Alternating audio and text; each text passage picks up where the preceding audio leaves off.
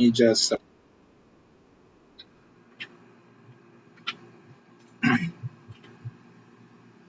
okay.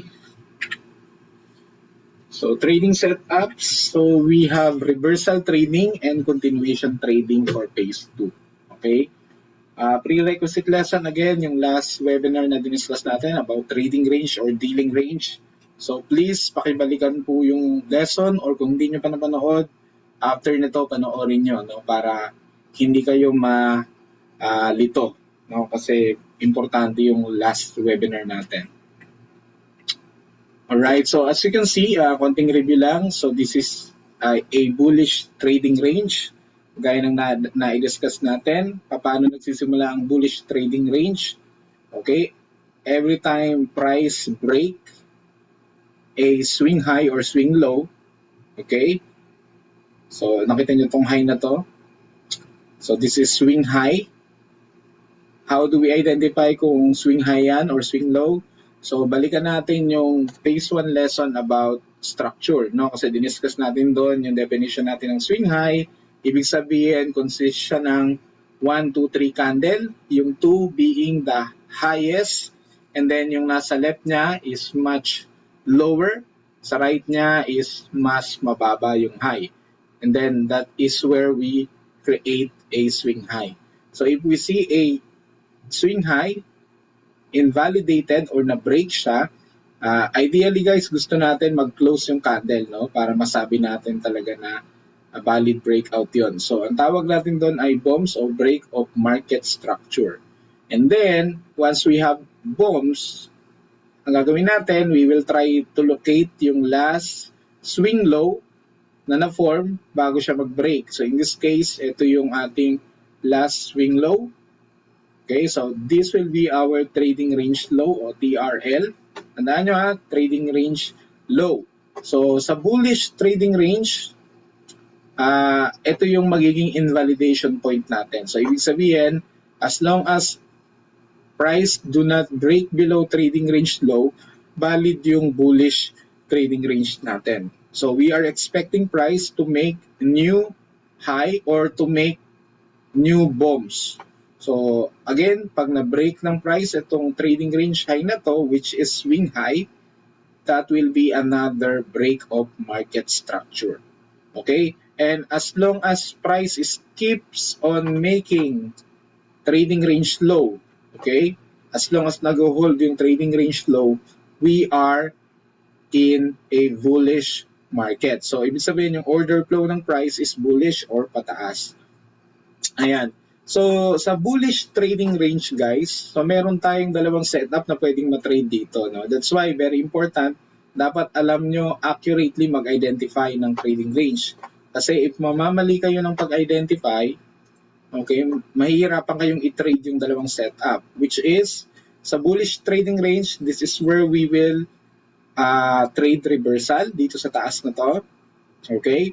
And then, as price pull back or yung tinatawag nating correction, so sa dulo niyan, that is what we call continuation trading naman.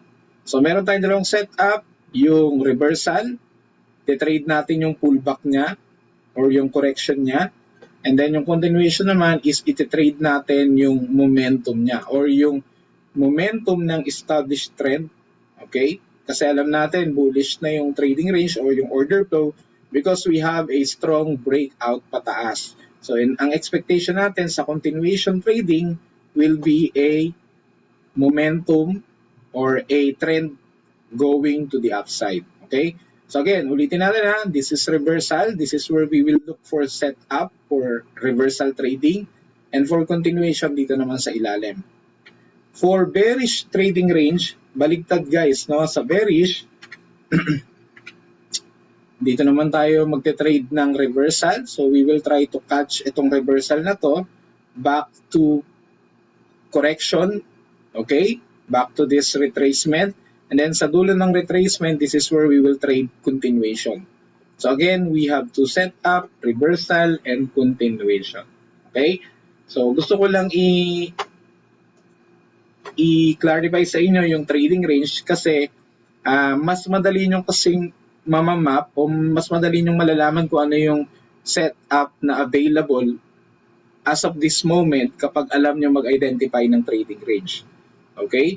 So for example, tumingin ka ng chart, kaka-create na lang ng BOM, so break of market structure. So alam mo na ang trading opportunity that time will be a reversal trading setup. Okay? Why? Because yung continuation will happen kapag nag-form na siya ng correction. Saka lang tayo magkakaroon ng continuation. Now, sa phase 1 kasi, normally, ang ginagawa nating trading is continuation.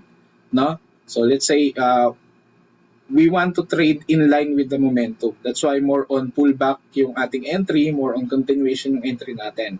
Pero sa phase 2, we can trade yung reversal.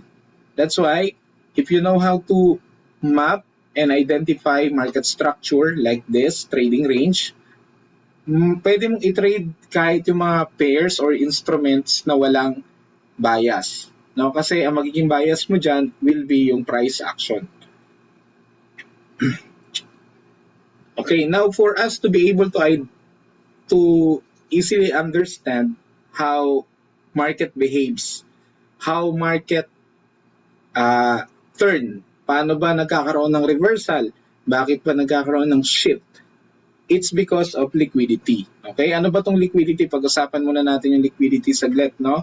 So what is liquidity? Okay, when we say liquidity, ang pinakamadaling definition dyan will be unexecuted orders in the marketplace in a form of limit or stop orders. So tandaan nyo to ha, pag sinabi nating liquidity or order flow na tinatawag, ang ibig sabihin niyan, yan yung mga unexecuted orders or pwede natin sabihin pending orders sa marketplace. Kaya nga siya in a form of limit, di ba? Sino dito yung gumagamit ng buy limit, sell limit? Kapag tayo nagte-trade ng phase 1, di ba, pullback, we use buy and sell limit. Yung ating pending orders, ang tawag doon ay liquidity. Okay? So mga unexecuted orders yun, waiting to be activated. No? Kasi hindi pa pakinabangan ng market yung order mo not until na ma-activate yun or ma-trigger yun. So yung stop orders natin is also form of liquidity. So anong ibig sabihin ng stop order guys? Yung buy stop, sell stop, and even yung stop loss natin. Yung stop loss natin is actually liquidity. Bakit? For example, nag-buy ka. Yung stop loss mo pag nag-buy ka is actually sell stop or stop order yun, o sell stop order yun. That's why pag na-trigger, di ba, nag-buy ka and then the market go against you. Pag tinamaan yung stop loss mo, again, ulitin natin, sell stop yun. No? So automatically, magkuklose yung market, ibig sabihin, magse-sell ka doon sa level na yun. Na-trigger yung iyong pending order or yung stop loss mo. So para hindi kayo malito, lahat ng uri ng stop loss is actually liquidity. Okay? So that's why, di ba may terminology nga na ginagamit sa trading na liquidate ako, Sir M. So ibig sabihin na liquidate, na-trigger yung stop loss mo. No? Na-liquidate ka. Ayan. So that is what we call liquidity. So tandaan nyo yun ha, liquidity. Kasi dapat aware kayo kung nasaan tong mga liquidity na to.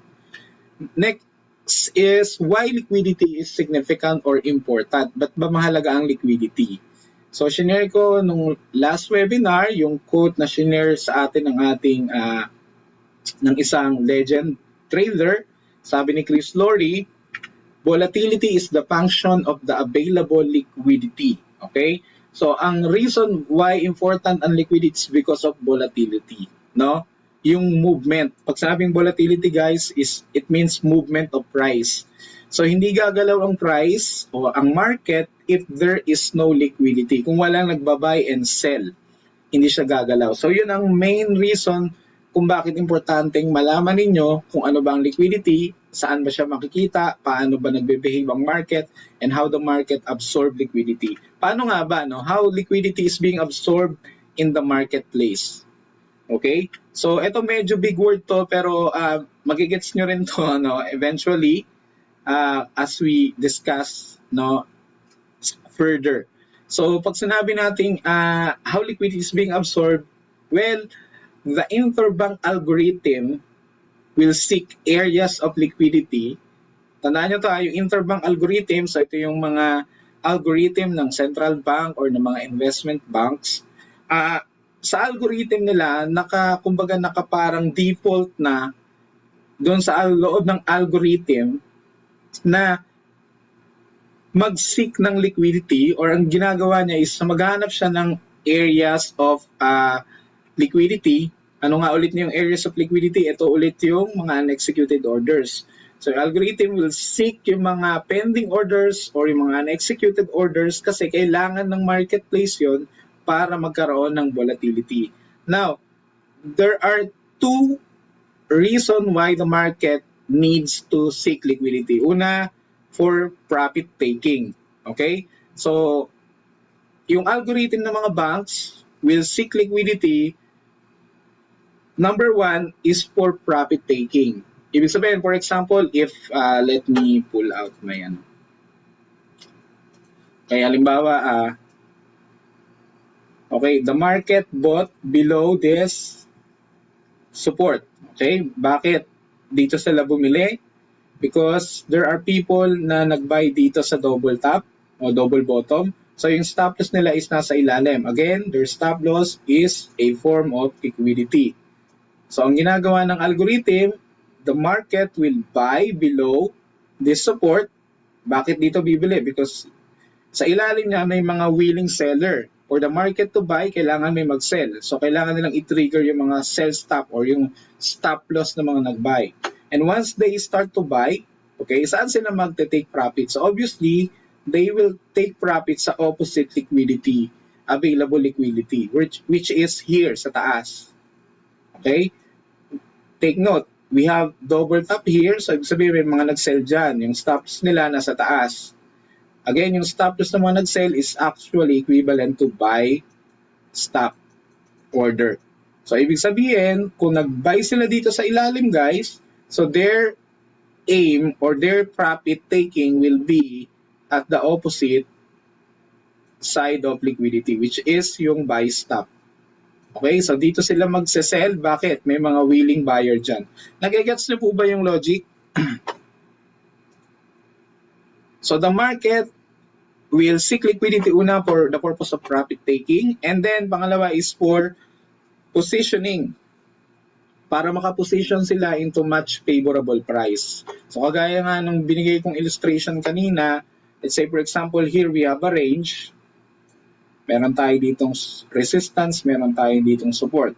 So people is actually buying dito sa support kasi that is how we are taught, di ba? Kapag nag-YouTube ka, kapag nagbasa ka sa Google, sabi buy at support, sell at resistance. So what the market maker most of the time does is they will always buy and sell at a much favorable price. So ano ibig sabihin yan? Yung concept ng buy low, okay? Buy low and sell high. Ang ibig sabihin niyan, the market maker will always buy lower than the herd market price. Ano ba yung herd market price? Ito. No, itong level na to, itong support na to, ito yung herd market price. Ibig sabihin, once price top to that level, many people will actually look for buying opportunity here because that is how we are conditioned. No, that is how we are taught. But yung market maker, okay, they will always buy lower. So dito sila bibili sa ilalim. So much favorable yung price level nila. Okay? Then obviously, they will take profit naman dun sa opposite side of the liquidity, which is above this double top. Okay?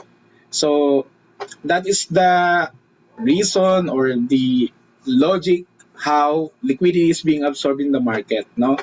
The interbank algorithm will always seek liquidity. Una, for profit taking. Pangalawa, for a much favorable price positions. Okay? So how do we apply that doon sa ating pinag-uusapan na trading range? Well, once price starts to expand o mag-break of market structure, so the market will sooner or later take profit. No, kailangan nila mag-close. So yung mga nag-profit ng buy from this swing above, pataas. So, syempre, kailangan nila mag-close ng profit.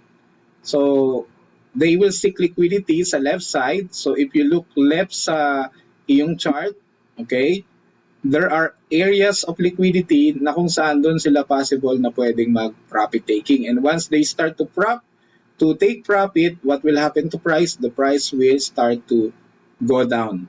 Okay? And then, once it's go down, ang magiging purpose naman ng correction is to mitigate zones or fill some imbalance na naiwanan dito sa loob as price expand. And then from there, they will start to buy again. So obviously, mas maganda yung buy position nila or yung entry nila compared sa mga tao na nag-aabang ng breakout. O let's say for example, may mga trader na nung nakita tong expansion na to, may mga naghabol ng buy. Okay? Without understanding na the market will sooner or later correct. So yung mga nag-buy dito, maliliquidate sila kasi naghabol sila ng buy. Pero yung market maker will buy back again sa much lower price. Okay? Kaya sila yung kumikita. Tayo yung natatalo. So that's why we need to understand this framework para hindi tayo malito. Okay? Pakitandaan po. So ito yung pinaka parang magiging natin, guide, no, yung trading range because that is where all the magic happens. Yan. In fact, yung may share ako sa inyong setup, 'di ba, sa GC. So gamit lang natin yung concept na to, no. So liquidity absorption cycle. So this is how the market or the liquidity in the market is being absorbed. So it's actually a cycle, no? It always starts with expansion, no? Expansion, ano ba expansion? Ito yun, yung impulse. That is what we call expansion. So ang purpose ng expansion in a bullish order flow, pag sabing bullish order flow, bullish yung market or yung ang nangingibabaw o ang may control sa market is the buyers. So ang purpose ng expansion sa bullish market is to seek buy-side liquidity. Okay? Buy-side liquidity. Hanapin, i-seek yung mga buy stop orders or yung mga pending orders or yung mga stop losses ng mga sellers. And then after that, the market will distribute. So papasok tayo sa tinatawag nating distribution phase. Okay, anong purpose ng distribution, guys? So, accumulate buy orders. To accumulate more buy orders. Bakit kailangan nila mag-accumulate ng buy orders? Because they will sell. So, for them to sell, kailangan may mag-buy. So, yung mga pending orders o yung mga buy orders dito sa taas, kailangan ma-trigger yon so that magkaroon tayo ng available buyers. And then, once the available buyers is triggered, so the market maker will start to sell, okay? And this is what we call, mitigation. Okay, again, anong purpose ng mitigation? Fill yung imbalance or liquidity gap, test yung zone na naiwanan dito na hindi pa natetest, and at the same time, seek sell-side liquidity. Because inside this, sa lower time frame, meron tayo dyang mga swing lows na kailangang balikan ng price, kailangang i-manipulate ng market. Okay? Bakit kailangan nila mag-seek ng sell side? Again, if the order flow is bullish, so syempre kailangan nila ng maraming seller. That's why they will seek sell side liquidity. Ano ulit yung sell side liquidity? Again, to give you idea of what I'm talking about, let's say for example, ito yan, ano? Okay. So ito yung tinatawag natin expansion. Every swing low, below it ay may sell side liquidity. Okay? Ibig sabihin, may mga stop loss dyan. So obviously, yung makapag-ride nitong trend na to ng expansion, yung mga nagtitrail ng stop loss, they will place their stop loss just below the swing low. Itong mga swing low na to. So obviously, their stop loss is equivalent to sell side liquidity or SSL.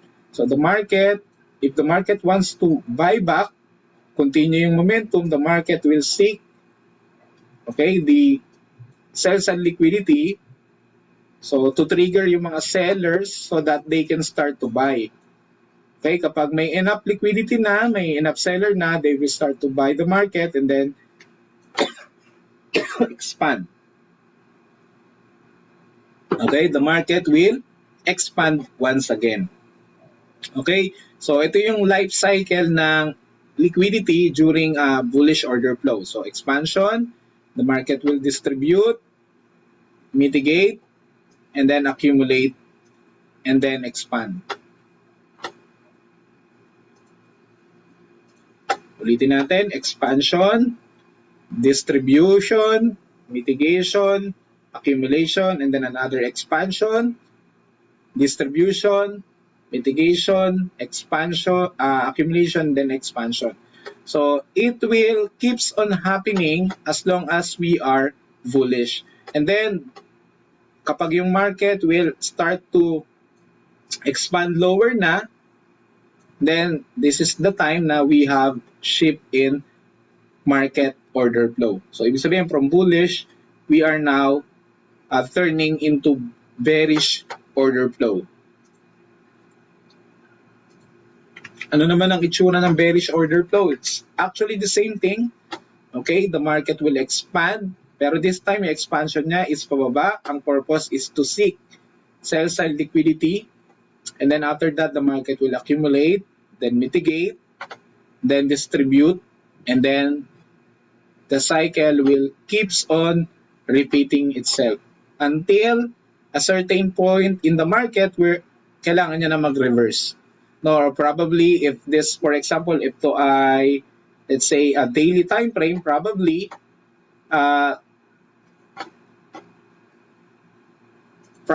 sa monthly time frame is nasa area of, let's say, demand zone na siya. So that's why kailangan niya nang mag-continue higher. Kumbaga, ito yung lower time frame, then ito naman yung higher time frame. Okay? So hindi naman to obviously pwedeng bumagsak lang ng bumagsak. Sooner or later, the market needs to reverse. Now, since yung market ay fractal, what is happening in lower time frame will happen sa higher time frame. Vice versa yan, guys. No? Okay. Enough for this. Now, the question is, where are the liquidity? Saan ba makikita? O, nasaan ba sir yung mga liquidity na yan? Sadly, we don't have tool to exactly know kung nasaan yung mga pending orders. No? Kasi we are not institutions, but the institutions, meron silang tinatawag na order book wherein alam nila exactly kung nasaan yung majority ng mga unexecuted orders or yung mga liquidity. Tayo kasi, retail trader tayo, we don't have the tools. No? Sa Forex, I think hindi talaga siya available sa Forex. Pero sa crypto, possibly, pwede tayo makakuha ng tool like yung depth of market sa, let's say, sa Binance. May mga depth of market wherein makikita mo dun sa depth of market, makikita mo dun yung mga unexecuted orders na piniplace sa marketplace. Okay? Pero sa Forex, hindi tayo posibleng magkaroon ng access doon. No, only the institutions or the banks yung may access doon sa order book. That's why nakikita nila yung order flow na tinatawag. So, tinatawag nga nila yun na footprints or yung tinatawag nila yun na DOM, depth of market. So, we don't have that tool. Pero, what we have is the blueprint. No? Since wala tayong tool, wala tayong way for us to be able to identify where are the pending orders exactly, saan ba talaga nakalagay. But we can use the blueprint. Ano ba yung mga blueprint na to? No? Ito yun. So tandaan nyo guys, every swing highs and lows, meron niyang liquidity. Every swing highs, in short, if you see swing highs sa taas nun, may liquidity. If you see swing low, below that, merong liquidity. Every relative equal highs and lows or yung double or triple tops bottoms, meron ding liquidity. Every previous day, week, months, high and lows, may mga liquidity. And every trend lines above or below it, merong liquidity. So since we don't have the tool, what we can do is use this price action concept just to give us idea nasaan yung mga possible level of liquidity. Okay? So for example, this one, swing high and swing low. So ano ba yung swing high, no? At least consists of 1, 2, 3 candle. 1, 2, 3, 2 being the highest. So this is swing high. By the way, I think this is weekly time frame. So above swing high, may buy side liquidity. So ano nangyari dito? The market manipulate the swing high, activate yung mga buy side, and then the market makers start to sell. Boom. And below it, tingnan nyo to ha, the market seek liquidity for them to sell. And then, saan sila magko-profit taking? Below it, kung papansin nyo, this is swing low and at the same time, double top din siya. So, this will be their profit taking. Pwedeng ito. So, every swing points is potential profit taking. Pero yung pinaka-target nila will be this low. And then from there, the market will either continue to expand lower or reverse. In this case, nag-reverse siya. No? Normally guys, every time the market seek liquidity, ang kasunod nun will be turn, reversal. And then the market will seek liquidity, then reverse. Oops.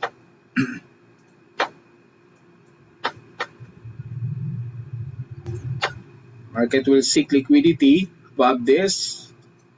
Normally, after nyan, magre-reverse. If there's liquidity here, the market will seek liquidity and then reverse. So that is how price is printed sa ating chart, no? It moves from an area of liquidity to another area of liquidity. So ano pa? Tandaan na, every swing high and low, there is available liquidity above or below it. Ayan, relative equal high. So if you see yung double top, triple tops, meron liquidity sa taas nun. So that's why the market manipulate this high and then reverse. So saan to pupunta? Again, opposite liquidity. Okay, the market will manipulate or seek yung liquidity below this equal lows and as well as this lows.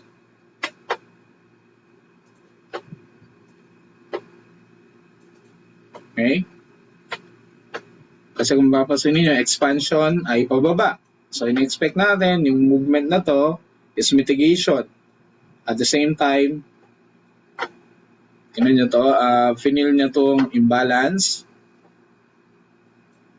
And at the same time, sinik niya yung liquidity above this relative equal highs. And then, saan magpa-profit taking yan? Every swing low, and then itong trading range low kasi na-expect natin yung market will continue yung order flow which is bearish, no? And na-establish dito yung order flow, no? Alam natin strong move down, retracement, and then continuation.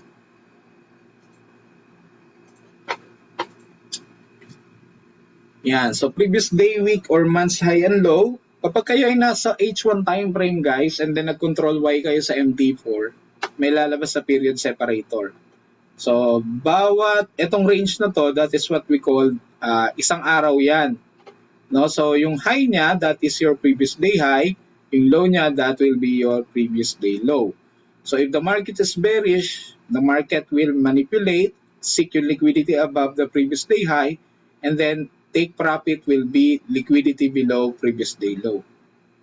Okay? If the market is bearish. Kung ito naman ay previous week, ibig sabihin sa pupunta ka naman ng H4 and then yung lalabas na pag nag-control Y ka, sineseparate naman niya yung data every week. So ibig sabihin kung nasa H4 tayo, itong buong range na to from here up to here is actually equivalent to 1 week.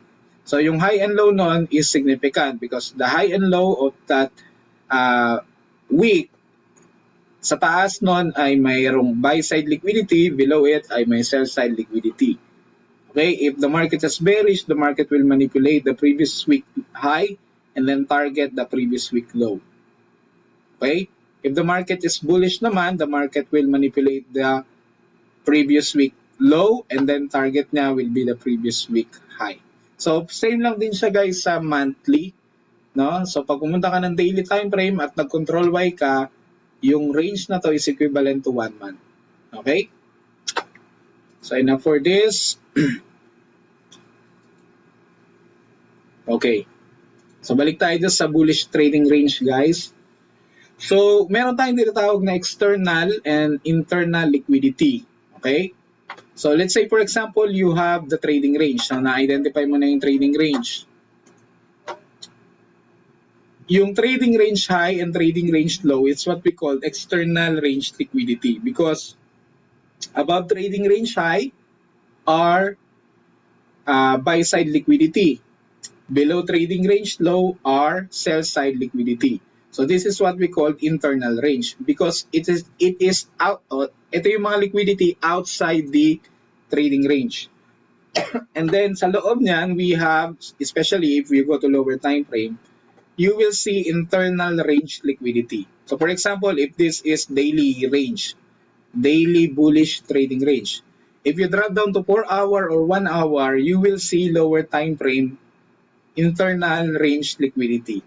Bakit? If you drop down to lower time frame, you will see swing low inside this range. So yung mga swing low na yon is potential liquidity. Ang tawag natin doon is internal range liquidity. Okay? And then, during reversal, if mag-trade tayo dito ng sell, our target will be, it's either to fill yung gap, okay, or pwede nating targetin guys yung mga internal liquidity or internal range liquidity. So, don't worry, I will give you example naman later on. Ano? And then, once the price reach yung ating objective, and then, ang ititrade naman natin dito is continuation. Our target will be the external range liquidity or above this trading range high. So, that will be your target for continuation. And then, for bearish naman, so kabaliktaran lang. Okay? If magte-trade tayo ng reversal, our target will be the lower time frame internal range liquidity or yung filling ng imbalance. And then, once we accomplish that, we will trade continuation. Ang target natin is with yung external range liquidity below this trading range low.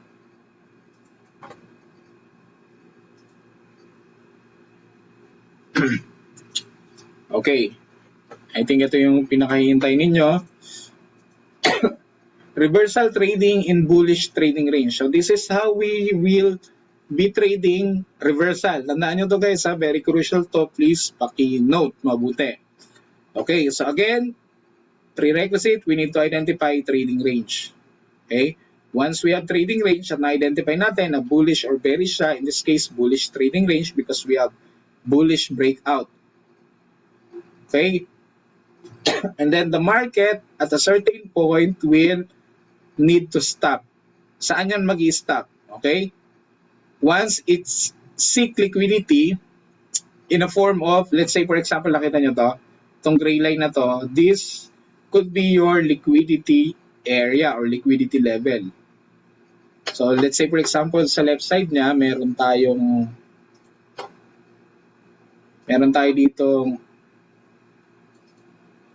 if you look left, you will see some kind of, let's say, double top. Okay?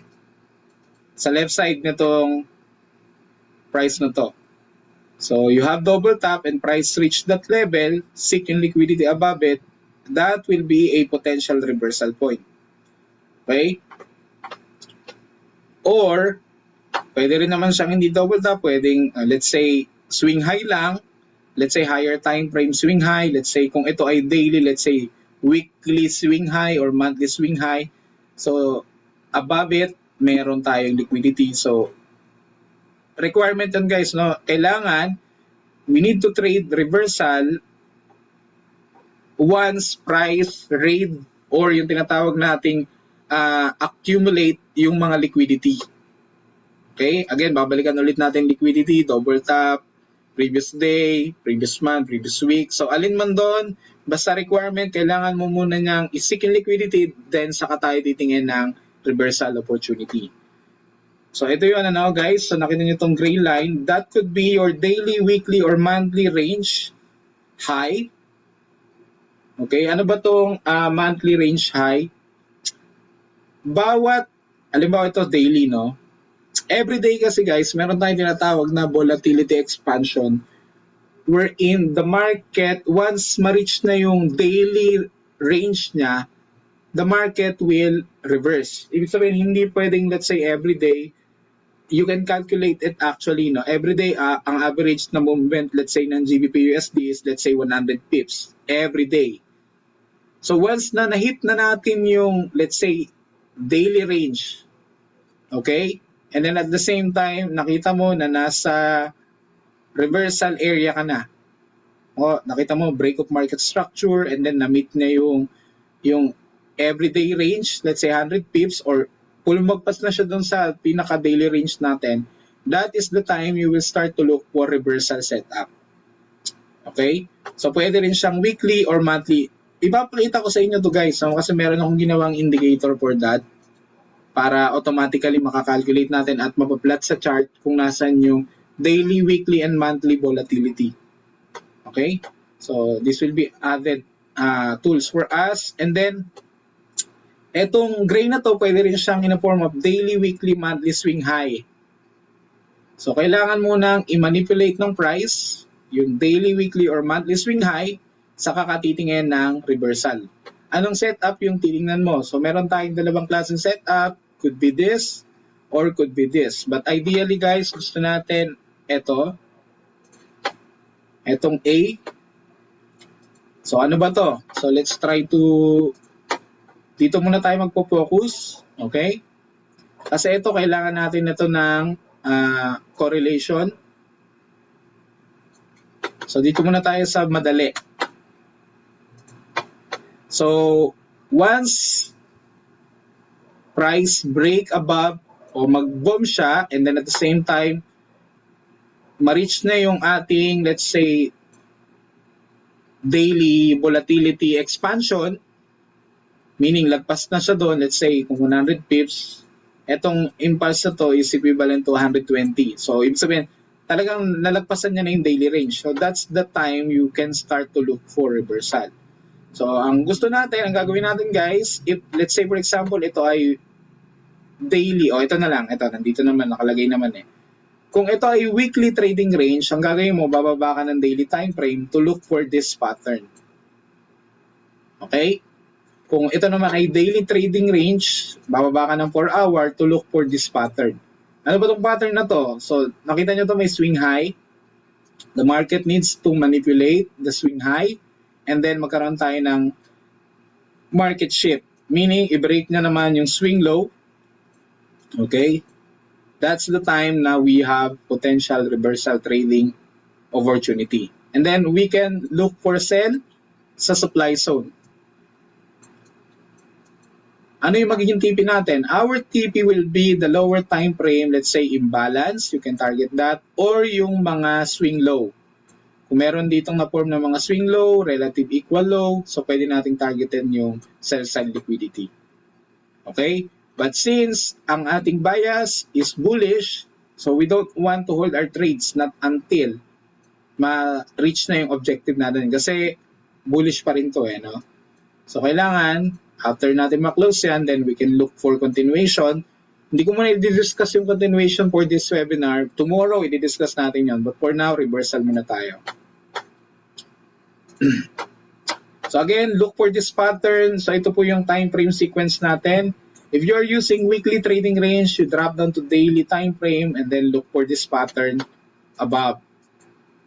Kung ikaw naman ay daily, look for H4. So let's show you some example para at least mas malinaw. Ito yung bearish guys, no? Kabaligtaran lang yan. So, we have expansion, the expansion, itong impulse na to will seek liquidity. It's either daily swing low, weekly or monthly swing low, or either ma-reach na yung, let's say, daily range, weekly range, or monthly range. Then once na ma-meet niya yung criteria, then we will start to look for this pattern. Okay, wherein the market will manipulate, swing low, and then break higher. So this is market structure shift entry, no? Then we will look for demand zone o last bearish candle before it move up. Yun yung pwede nating entry. Ito yung type 2, wherein walang manipulation. Pero again, this one needs correlation na may gagamitin tayong tools for that. So dito muna tayo sa A. Ito yung example, guys. So let's say for example, this is weekly time frame bearish trading range. Bakit bearish? So as you can see, we have break of market structure, swing low. Ito yung trading range high, trading range low. So here we have liquidity gap, liquidity void. So this could be our target, no? Kung sakaling tayo magta-trade dito ng reversal, ito yung objective natin. So ang gagawin natin, once na mag-form na siya ng potential trading range low, then as you can see sa left side niya, merong weekly range low. Itong gray na to, itong gray na to. Okay? So we will drop down to daily. So as you can see, this is daily time frame. Ito yung itsura niya sa daily time frame. So ang gagawin nyo, we need to see price manipulate, swing low, boom, price manipulation, and then price breaks higher. Manipulating, minor swing high naman. Once we have a break, dapat mag-close and then we can start to look for buy. So if this is the breakout, so hanap tayo ng demand. So here we have bearish candle before the breakout. So this could be our entry. Your stop loss could be here. Then your objective for reversal will be this liquidity, ito, no, higher time frame, or pwede mong targetin yung lower time frame, daily time frame internal range liquidity. So as you can see, buy here, stop loss below, objective will be this internal range liquidity. I hope nasusundan. Another example, kasi weekly time frame ito, let's try sa daily. So let's say sa daily time frame, we have this bullish trading range. Okay? We have break of market structure, break nitong swing high na to. Then as you can see, meron tayong liquidity gap, liquidity void or imbalance here. So this could be our objective kung magte-trade tayo ng reversal. So since this is daily time frame, we will drop down to 4 hour and then we will look for the pattern. Ano yung pattern? Manipulation and then market shift. Manipulation of swing high, market shift, pababa. And then we can look for sell dito sa supply zone. Ano yung ating objective? Your objective could be this lower time frame internal range liquidity or pwede ring itong imbalance. Since alam natin na ito yung kailangan balikan ng market or i-fill ng market. Okay? Nagigets po? So, manipulation, higher, and then break, lower, market structure shift. Ano ba tong swing na to? Again, this is just minor swing low. Ito naman minor swing high. So, nating fancy, kung alam nyo na yung, kung nakikinig talaga kayo sa mga lesson natin for the past lesson, dapat alam nyo na itong mga tinutukoy natin dito, na itong mga swing high and swing low na yan. So, the pattern is this. Break high, manipulate, break low, market shift. And then look for, kung bearish yung reversal natin, look for bullish candle before a drop. Ideally guys, ang hanapin natin dito is itong bullish candle bago siya mag-market structure break. Okay? Pwede ka rin mag-enter sa imbalance. Pwede ka mag-enter sa supply or demand. So, walang problema. No? There are instances guys na nagkakaroon tayo ng ganitong pangyayari wherein we have manipulation, then market shift, then dumire-diretso kagad siya dun sa ating objective without without us, without retracing. So, yun yung mga moment guys na mamimiss natin yung trade. So, ibig sabihin, okay lang yun. Kung halimbawa, dumire-diretso na siya dito sa ating without retracing, okay lang yun. So, pagka ganun guys, you need to close the order kasi na-meet niya na yung objective. No? So, ang susunod na balik niyan possibly will be a breakout na, kaya may SL ka na. So, gusto natin yung breakout, yung market shift, dapat hindi niya tatamaan yung ating objective.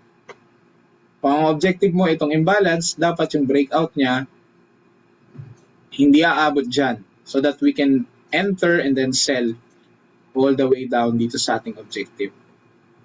Okay? Kaya lang minsan during, especially kapag may high impact news, then masabayan na siya yung breakout, dumire-diretso yan dito without retracing. Pagka ganyan guys, close nyo na lang. Or kung alam mo naman may news na paparating, what you can do is trade the breakout. Okay? Kasi during news release, malakas yung injection ng volatility sa market. So that's why yung pullback might not happen. So you can enter the breakout. Okay? And then target natin yung objective. Pero ito yung ideal guys, yung may pullback. Okay? So in-explain ko lang na minsan hindi tayo mapagbibigyan. Okay lang yun. Normal lang yun. So this is 4-hour trading range naman. Okay? Hanggang 4-hour lang yung binigay ko dito guys. Kasi the lower we go, the more messy yung price action. So at least hanggang 4-hour trading range, medyo malinaw pa yung price. Wala pa masyadong, hindi pa ganun kagulo. So the lower you go, the more messier it could become. So mag-focus muna tayo dun sa higher time frame. Ang advice ko nga, focus muna kayo sa daily trading range and then i-combine nyo siya sa phase 1. Let's say bias tayo ng phase 1, hanap ka ng daily trading range and then trade mo siya sa 4-hour time frame. Okay, something like that. Okay, so again, ito yung example ng H4 trading range. Bullish to guys, no? So, we have the bombs, so meron tayo ditong liquidity gap, so that will be your objective kung magte-trade ka ng reversal. So what you will do is you drop down to one time frame lower and then you wait for manipulation higher. Then napansin nyo daily swing high to, no? Itong gray line na to. So ibig sabihin na meet niya or so, possibly this could be a daily time frame swing high na pwedeng yan yung sinik ng market, liquidity above this daily swing high. And then we drop down to H1 and then we wait for the pattern. Since this is sell, ang pattern natin will be manipulation high and then break lower. Then we enter sa supply zone. So manipulation high. Actually, ito yung break niya. Pwede rin ito. Pero ito yung pinakamalapit, no? Kasi 1, 2, 3 candles swing low. We have the break. As you can see, may imbalance. So, ibig sabihin, mataas yung chances. Then, the market will pull back sa supply. And then, our objective will be this imbalance. So, this could be your target. At least yung 50% niya. Or kung meron tayo ditong swing low, lower time frame swing low. So, pwede rin natin targetin yun. As you can see, the market go all the way down there. And then, once na ma-reach objective, then we can wait naman for continuation setup. Okay? So, nakakasunod po ba? So, now let's go to chart na may pakita ko sa inyong example. So, for example, itong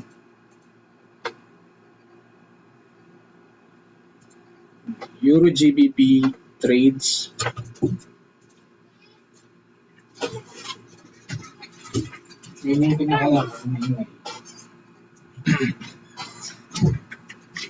Okay, for example, itong Euro GBP, trades ito na shinare natin sa GC. Kaya lang, yung continuation yung tinrade ko, hindi yung reversal. Pero tingnan na rin natin yung reversal, no? Ano yung nangyari. So let's say for example, this is daily. Inline to guys doon sa inline to sa bias. Kasi sa swing ng phase 1, may bias tayo to buy. No, kung babalikan niyo yung Telegram channel, meron tayong bias to buy. So that's why nag-buy ako dito, no? Pero kung iti-trade natin siya sa reversal, ito yung break natin. Teka lang ha, let me know. Sir M, wala po Okay. yata hindi kita. Ay, sorry. Hindi pala kita. Okay. Ayan, so ito yung yung sa Euro GBP, may bias tayo ng swing sa for Euro GBP buy. That's why nag-buy ako. Pero check natin yung reversal, no? Ito yung nangyari this week. So we have the break.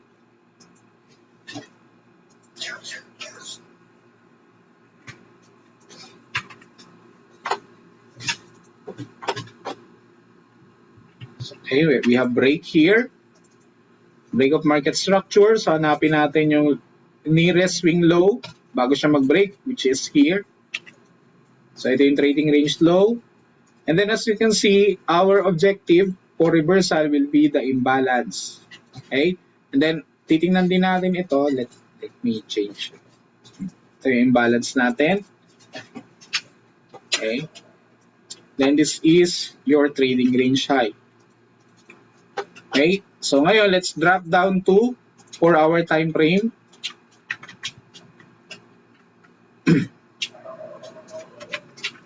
Okay? Then ilalagay ko lang guys din yung yung ginawa ko indicator, volatility expansion indicator. Ayan.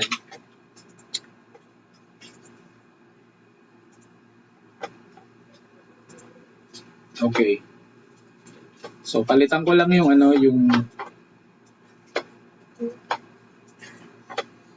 itong weekly, lagay ko lang siya sa previous week para lang makita natin yung ayan. So as you can see, this is 4-hour time frame. Nakita nyo itong high na to at saka low na to. Ito yung weekly volatility expansion every week. So as you can see, pagdating ng price dito sa ating trading range high na lumagpas na siya dun sa weekly range expansion. Ibig sabihin, pagka ganyan, that is a first sign na pwede tayo mag-look ng reversal above this weekly high. This one. Ito. So, weekly range high to. Ito yung weekly range low. Yan, na-meet niya na yung, kumbaga, lagpas na siya dun sa weekly range. Paano ko sabihin to? Lagpas na siya dun sa weekly range expansion niya. So, ibig sabihin, hindi na siya pwedeng mag-expand even higher. Kailangan niya na mag-pull back. That's why ito yung ideal place for you to trade reversal. So, pwede natin itong gamitin as some kind of overbought, oversold indicator. No? Kasi yung mga RSI at saka yung mga, let's say, stochastic, hindi talaga sila magandang gamitin for overbought kasi the market can, especially yung forex, can kahit minsan overbought na siya pero buy pa rin ang buy yung market. I think ito yung pinaka magandang alternative indicator for you to be able to identify kung nasa overbought ka na or oversold condition. So in this case, as you can see, ito yung weekly range. Lagpas na siya doon sa weekly range na. And at the same time, if we go to, let's say, weekly time frame. Yan, meron tayo ditong weekly high. This high. Daily, let's say sa daily.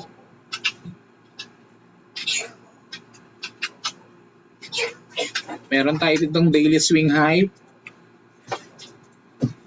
Okay, hindi natin naman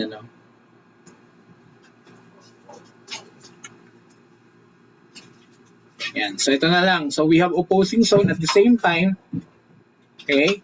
So ibig sabihin, nagla-line up. We have supply here. So pwede tayo magkaroon dito ng reaction. So we can trade it reversal. Tanggalin ko lang muna tong volatility expansion indicator para di kayo malito. Wala, hindi ko pala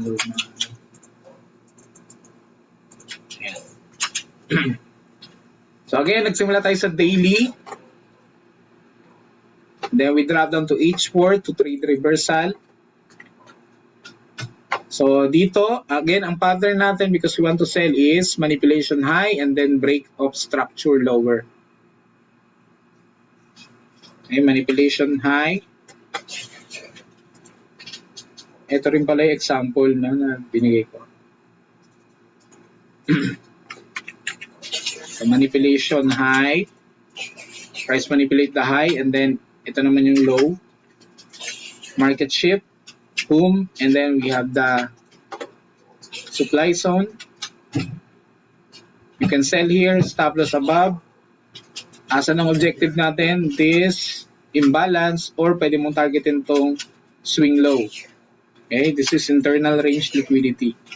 So from here to here, then once na ma-reach yan, then you can start to look for reverse continuation setup naman. Ito yung tinrade ko guys, no? Yung sinare ko sa inyo. Okay? So actually 30 minutes yon.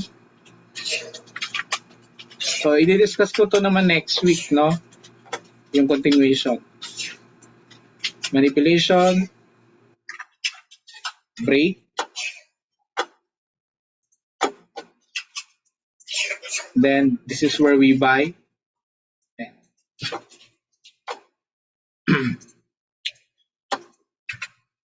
Okay, so yan yung example guys. So let's try to look some more.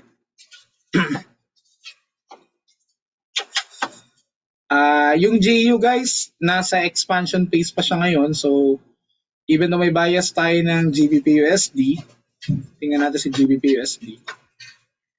Kung mapapansin ninyo sa daily time frame, okay, nasan yung break natin? The break happens here. Ito.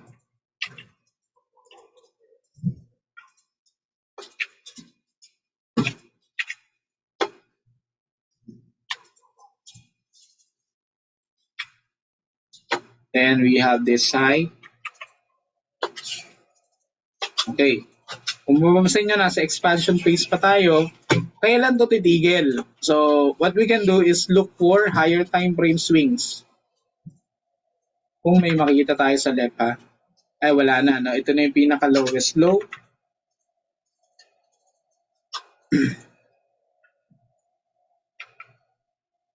So, as you can see, let's go back to weekly.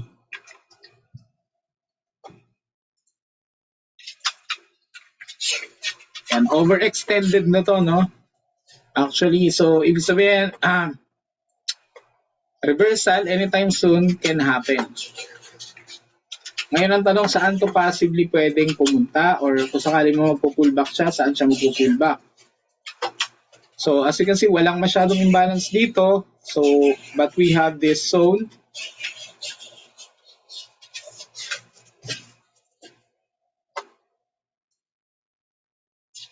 So ito yung pwedeng puntahan ng price sakaling magre-reversal trading tayo. What we can do, we can drop down to H4 and then wait for the pattern. Ano yung pattern na hinihintay natin? Manipulation and then market shift. Then we can buy it until saan? Dito, sa objective natin. Mapapansin nyo, meron tayong internal range liquidity, swing high. So pwedeng puntahan niya ng price. And then from there, we can start to look naman for sell. Seeking yung liquidity below this trading range low.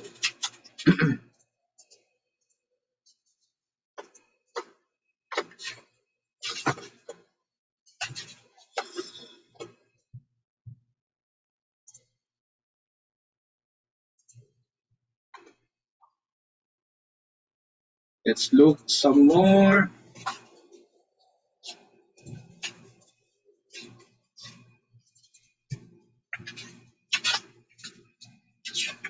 Okay. This one. Okay. Itong Euro AUD, wala tong bias ng swing. Kung mapapansin nyo. Pero, kung mapapansin nyo rin, meron tayo opportunity dito, no? Yung nga lang continuation to pero i-check natin yung reversal kung ano nangyari. So meron tayong break dito. We have the break, swing high, trading range low. Itong low na to. Okay? And then we have this zone as our objective. Kung sakali man nag-trade tayo dito ng reversal trading. Okay? So, check natin to.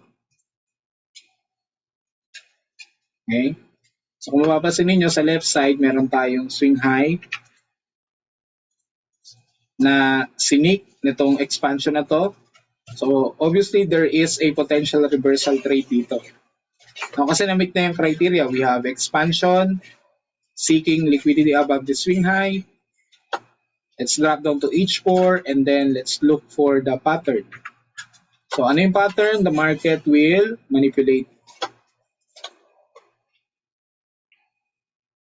the high. Boom. Then we have manipulate low. Okay? So, in this case, guys, tingnan nyo ito yung sinasabi ko sa inyo kanina. Ayaw natin na, do valid naman to, no? Okay, may manipulation tayo sa taas. Meron din tayong breakout dito. Market structure shift. Okay? Ang problema, nung nag-breakout siya, tinamaan niya yung objective natin, which is yung ating liquidity zone o liquidity gap, liquidity void, imbalance. Ayaw natin yan. Gusto natin sana yung breakout niya hanggang dito lang so that we can trade it. Okay? And then, probably target natin tong low na to or pwedeng yung imbalance mismo. Kaya lang nangyari dito, guys, dumire-diretso siya sa imbalance. So, medyo, kung sinel mo to, yan, probably kumita ka. Pero, may chances, guys, na pag breakout ng ganyan, pwede siyang mag-break higher na. Kasi natap niya na yung objective mo no? So, nagigets na po yung gusto kong sabihin. Gusto natin sana yung market structure shift, hindi siya tatama doon sa objective. Kasi pag tumama siya, liliit yung probability, guys, na mag-hold yung supply zone mo. Okay, kung reversal trading ka ng bullish, demand zone naman kung bearish naman yung reversal trading mo. Nagigets, no? Ito kasing breakout na to, dumiretso siya sa imbalance. So, pwede mo namang i-trade kaya lang lesser yung probability. Okay? So, check natin yung iba pang pairs. Say USD JPY. Try natin tong NCD USD.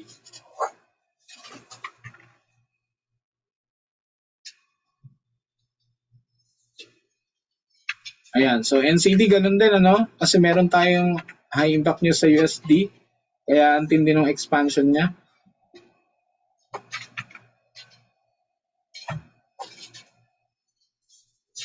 Ayan, sobrang layo na expansion niya. So, pero alam natin, sooner or later, the market needs to pull back. Let's try yung gold, guys. Gold.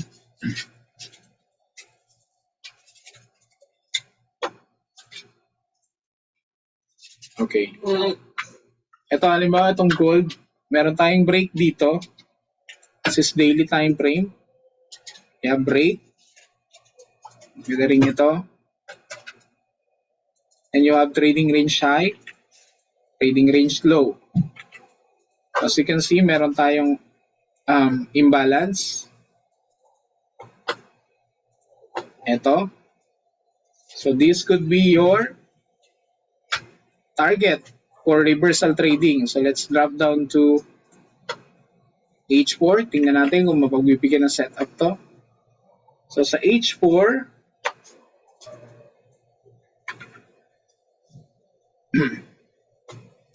okay, sa H4, ito pwede, no? We have manipulation.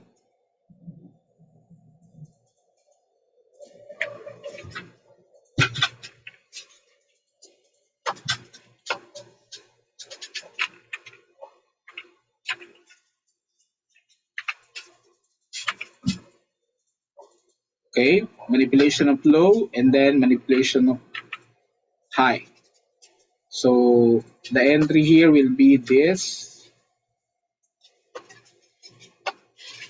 Nga lang yung breakout niya, almost top yung ating liquidity gap. pero hindi naman niya na-penetrate.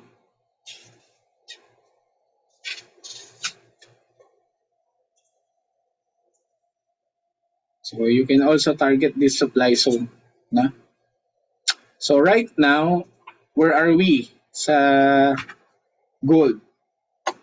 Nasa expansion phase na rin siya. No? So ito yung high, new trading range high. Ito yung new break.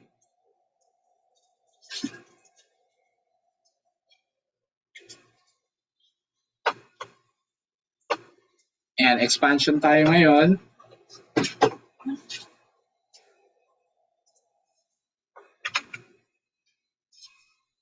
And as you can see sa left side niya, meron tayo ditong swing low.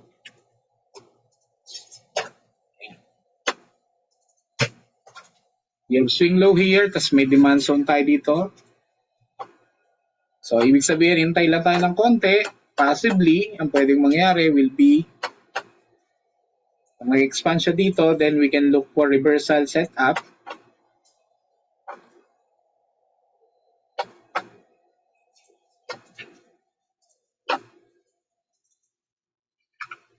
Yan. So, hintayin lang natin yung expansion kasi mukhang hindi pa tapos yung expansion ng gold. Babagsak pa siya dito, possibly dito sa level na to. And then, once we reach this level, na kung gagamitin natin yung volatility expansion indicator natin, ayan. Kung papasin nyo, ito yung weekly range. So, hindi pa niya nami-meet yung expansion ng weekly. So, ibig sabihin, may room pa tayo to expand. So, pero kapag nandito na yung price, below the weekly and monthly range low, then any possible reversal is possible. Pwede tayo magkaroon dito ng reversal setup, and then saan ang target natin? So pwedeng yung supply sa taas, or kung pwede mag-form pa siya dito ng imbalance, so pwede rin natin targetin yan. Sir M, pwede niyo po pa explain ulit paano identify liquidity gap imbalance? Okay.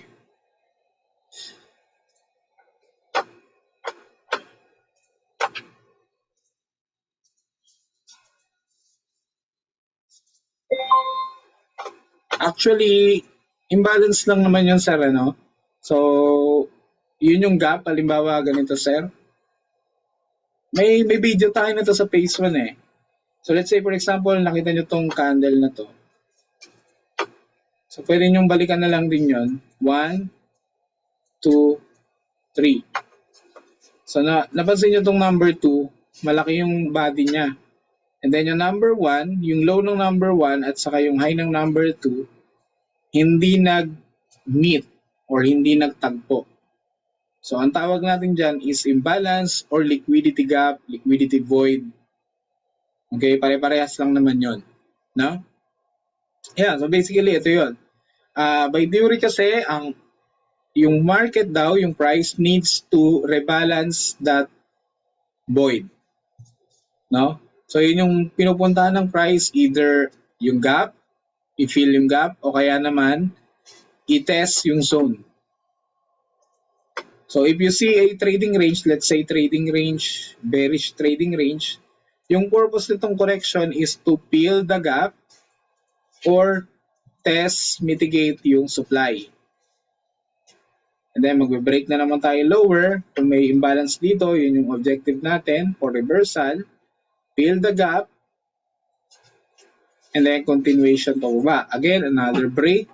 So kung may imbalance dito, that could be your objective for reversal. Okay? So, yeah. So this week, I will give examples. Mga trades natin, no? Using this concept. So sana makita tayo para at least mas maganda kasi yung mas maganda yung example is yung recent. Yeah, so kagaya nito, tingnan nyo to, we have expansion. Okay, bombs. So may naiwan ng gap. Yun yung binalikan ng market. Fill yung gap and then expand lower. Paulit-ulit lang. Ito naman example na to, we have break pero wala kasing gap. Meron dito, yan, meron tayo dito maliit na gap, pero ang binalikan niya itong supply zone. Okay? So, ang magiging purpose or reasoning ng pullback or ng correction natin is either, ulitin natin na, fill imbalance or mitigate zones. That's it. Yun lang yun. And then after ng mitigation, susunod expansion ulit. Diba? Kung babalikan natin yung cycle na shinare ko kanina, pag bullish order flow, so balikan nga natin yan.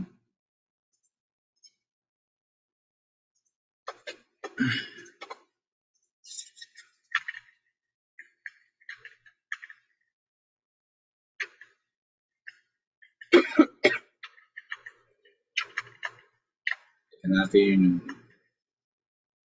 Ayan. So ito yung cycle, expansion, distribution, mitigation.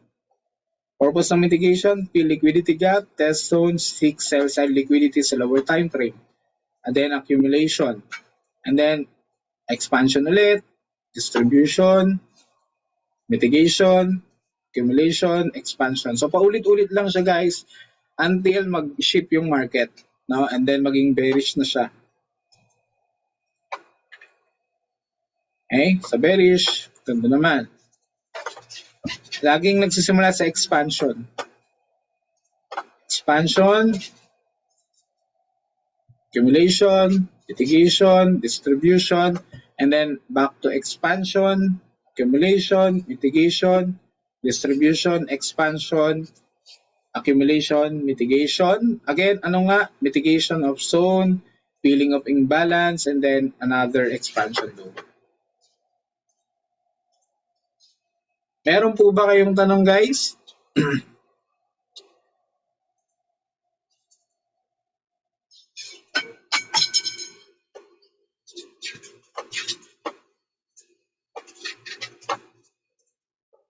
So, for your assignment, no,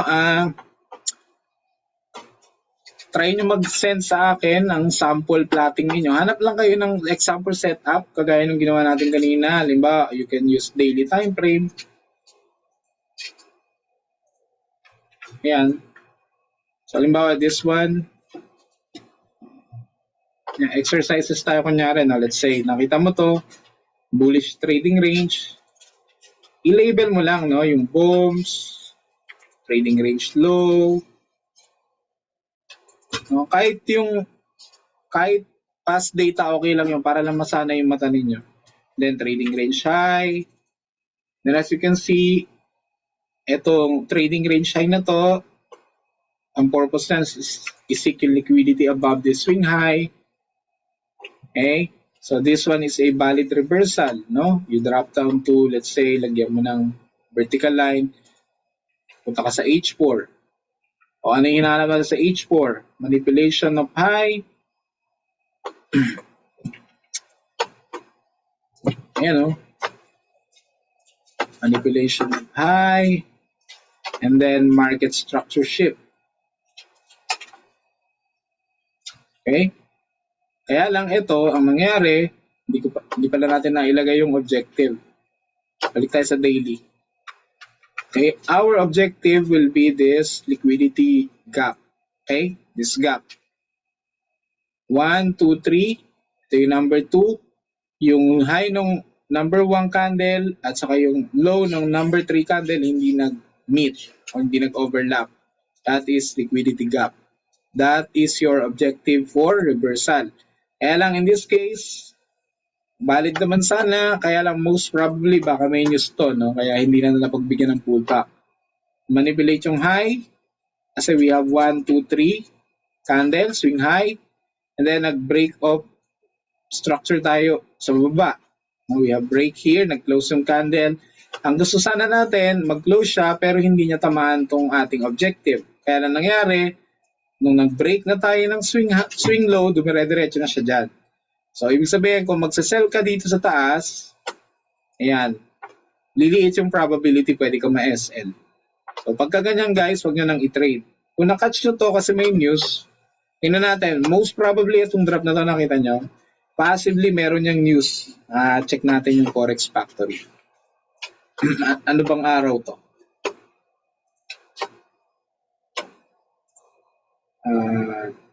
September 9. No? Check natin yung Forex Factory para lang makita ninyo. Ano to? Euro AUD. Check ko lang ha.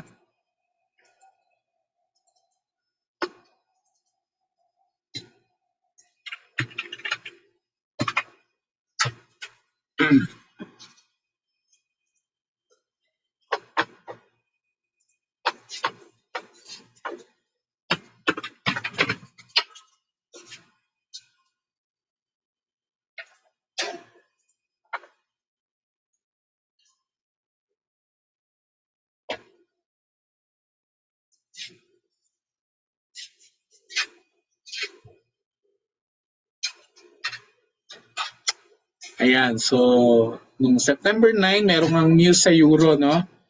Ayan, so si President Lagarde speaks, and then meron tayong Euro Economic Summit.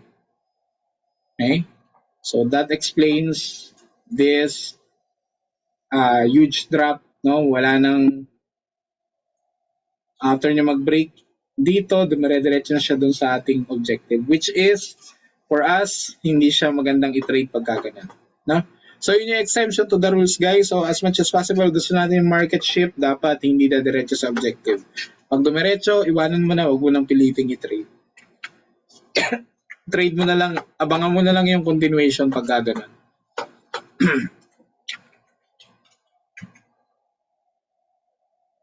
Ayan, sa continuation, ito naman yung setup. Actually, it's same thing.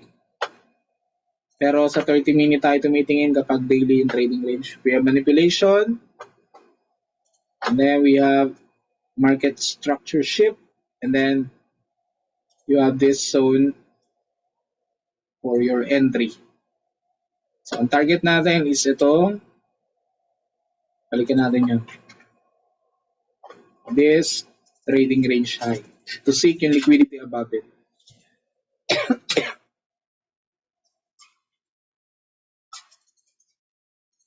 Yan. So, tomorrow, we will discuss yung continuation naman. Okay? And then this week, sana may mag-send ng mga examples. I think itong setup na to, guys, no? Basta mapagbigyan ka, kung ito lang ang iti-trade ninyo, I think you can pass yung mga prop firm challenges using this. Just focus on this. Kailangan lang malinaw yung setup sa'yo. Huwag niyong i-trade kapag medyo confusing. No? Dapat malinaw yung trading range, alam mo yung objective, then mag-focus ka doon, ulit-ulitin mo lang. Hindi mo naman kailangan ng napakaraming trades, to be honest. No? Lalo na kung ano ba, naka-swing trade ka, 1 to 2 to 3 trades, okay na yun. Yung iba kasi ang gusto nila, maraming trades. So, syempre, lumalaki yung exposure mo pagka ganun. Tapos, yung lot sizing mo pa, marami din. So, yun ang susunod sa atin. So, for this, for phase 2, you don't need to trade a lot. All you need to do is to look for the best scenario, best setup possible. And then, doon ka mag-focus mag-trade. No?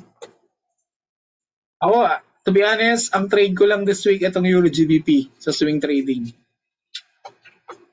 Now, I have 3 positions sa Euro GBP. Na-TP siya, actually. Yun lang ang trade ko this week kasi nga nagkasakit. And then yung GU, wala. Hindi ako napagbigyan ng pullback. Iniwanan tayo ng GU. Ayan o. Dito ako nag-aabang.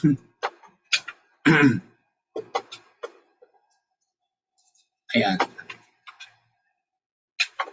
Dito ako nag-aabang actually, dito sa supply zone na to.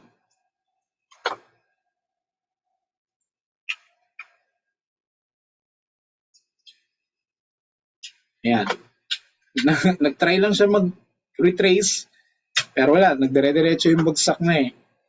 Sunod-sunod kasi may news CPI, PPI, tapos meron pang Fed announcement. That's why we have this huge expansion pababa. So dito lang talaga, ito lang ina-trade natin tong Euro GBP. Pero confirmation entry to kaya medyo maganda-ganda yung risk to reward ratio. Then ang tinarget ko dyan is itong volatility expansion. Yung weekly and monthly range, no, ito yung pinaka-target ko. Itong weekly range.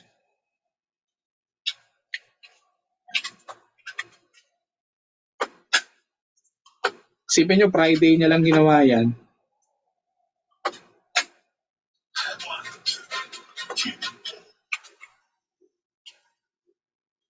Kasi alam natin, sa isang linggo, at least aabutin niya tong high na to. Ibig sabihin, nung nandito yung price, may reason yung price para umakyat all the way up there. Okay? Kasi yun yung weekly range expansion niya. Then, na-meet niya rin yung monthly range expansion niya. No? So, ibig sabihin, anytime soon, this is actually reversal, no? Pwede tayo magkaroon dito ng reversal trading kasi this is beyond monthly range high. So, ibig sabihin, lagpas na siya doon sa quota niya na monthly. No? So, ibig sabihin, reversal can happen anytime soon here. So, possibly baka umakyat lang siya all the way up dito sa weekly supply zone na to. Yan, akyat lang siya dyan, then mag-trade ng reversal. Okay? Then kasi this is actually weekly range. Okay, trading range low. So kung sakali man mag-form siya dito ng trading range high, valid naman, no? Kasi lagpas na nga siya doon sa monthly quota. So reversal, pwede tayo mag-trade dito ng daily time frame reversal. Ang objective natin will be, okay, so as you can see, meron tayong imbalance dito sa ilalim, yung medyo malalim pa. Kung pwede niyang puntahan. O sakali magkikreate siya dito ng another imbalance, so we don't know that yet. Yan. Sa monthly, ito yung demand zone na pwede niyang puntahan.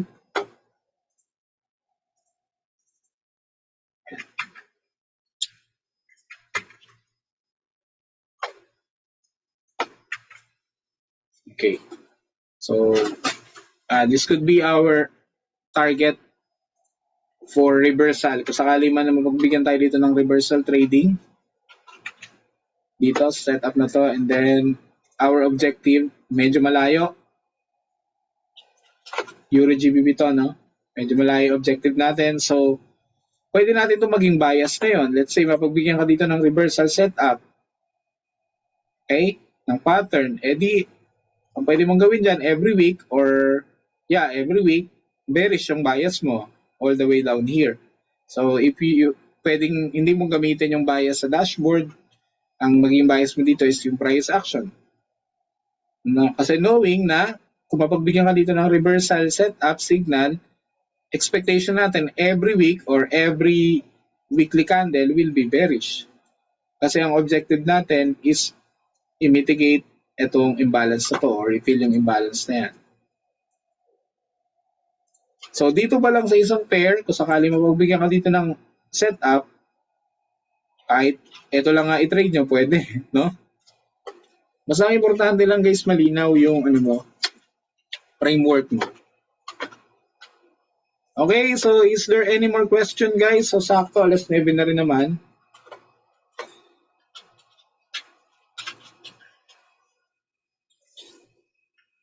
Okay, so is-send ko yung volatility expansion indicator. Aayusin ko lang. Then send ko probably tomorrow or sa Monday. Okay, so yun na lamang. May tanong pa po ba? Nakakasunod naman ba kayo mga kapatid? Kamusta po yung mga kababaihan natin? Ma'am Sheena, okay naman po ba? Ma'am Willeen?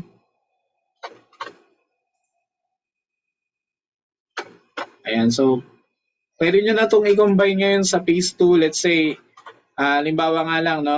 Halimbawa, dashboard natin, ang bias natin ay, let's say nga ito, NCDCHF. So, magsasell ka. So,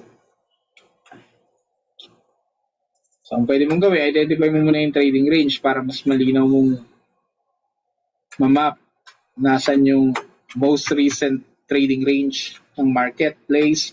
So, as you can see, here,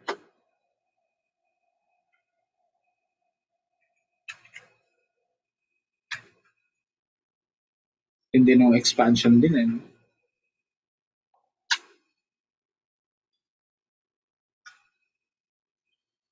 Actually, dito nagsimula yung break.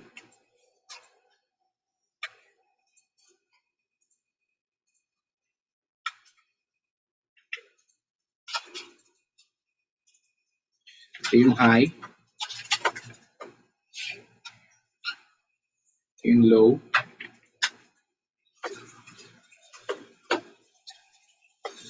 Then we have this supply.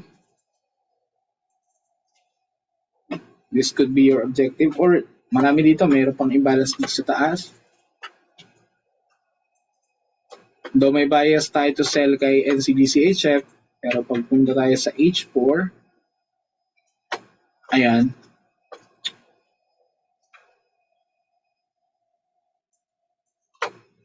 sa H4 meron tayo ditong manipulation and then market structure shift. Ito. So ngayon, yung price of pullback, so this is a potential buy, set up, paakyat.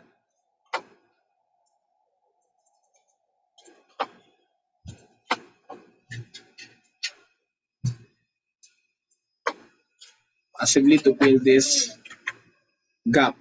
Kasi may gap tayo dyan sa daily. Itong gap na to.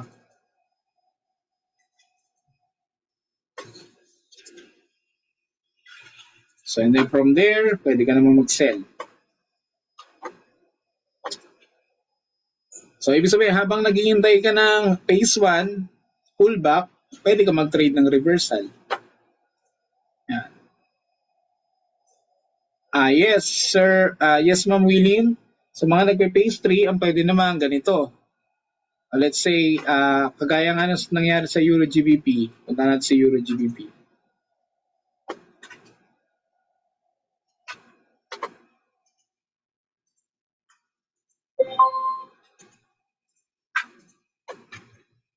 Tayo sa daily. Ayan. Alam ba itong Euro GBP natin, di ba alam natin, bullish tayo this week. Ito yung trade natin this week. No? Ayan, trading range low, trading range high. And then we have liquidity gap. So ito yung objective ko. So inside this is where I will look for buy. Okay? So drop down tayo sa ayan. H4 actually, ang entry natin kapag continuation is kapag daily yung range mo, punta ka sa M30. Ito, i-discuss ko na lang to next webinar tomorrow. Ayan, so halimbawa dito, you have X12, so pwede mong i-apply yun. This could be your X1, 2. Anong sequence to? 6110. Tingnan nyo to. X12, we have 61. And now 61. 10. Then you can go wild. Now from 10, you can buy. So pwede mong targetin tong trading range high or pwede mong targetin tong reversal pivot.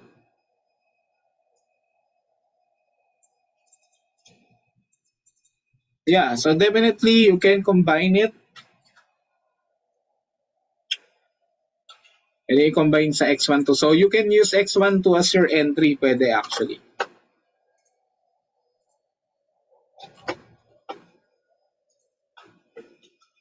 Mag-X12 ka, ma'am, sa continuation. Okay? Sa reversal, pwede rin naman. Opo. Sa reversal, pwede rin pero mas ideal tayo sa continuation yung X12. Okay, so yun na lamang guys. Mayroon pa po bang tanong?